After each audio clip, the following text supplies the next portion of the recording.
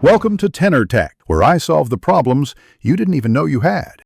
Preheat your oven to 350 degrees F and line a 9x 9-inch pan with parchment for easy removal. Measure 1 cup unsalted butter and melt it gently. Have 2 cups granulated sugar ready. Crack 4 eggs into a bowl and whisk briefly before adding. Sift 1 cup cocoa powder and 1 cup all-purpose flour with 1/4 tsp salt. Reserve 2 tablespoon dark rum for the batter, and another 2 tablespoon for the glaze to be added after cooling.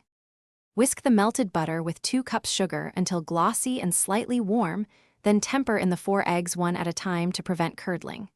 Stir in 1 tsp vanilla and fold in the sifted cocoa and flour mixture gently, combining until just mixed. Add 2 tablespoon dark rum to the batter and fold. Pour into the prepared 9x 9-inch pan and smooth the top. Bake 25-30 minutes. A toothpick should show moist crumbs, but not raw batter for chewy brownies.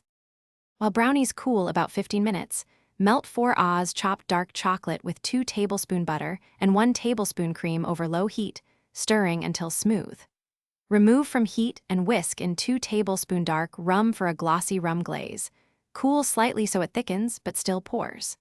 Pour the glaze over the warm slab and spread evenly, then chill at least 30 minutes before slicing into 16 squares. Store airtight at room temperature up to 3 days, or refrigerate up to 7 days. Thanks for watching. Subscribe to keep your life in tune.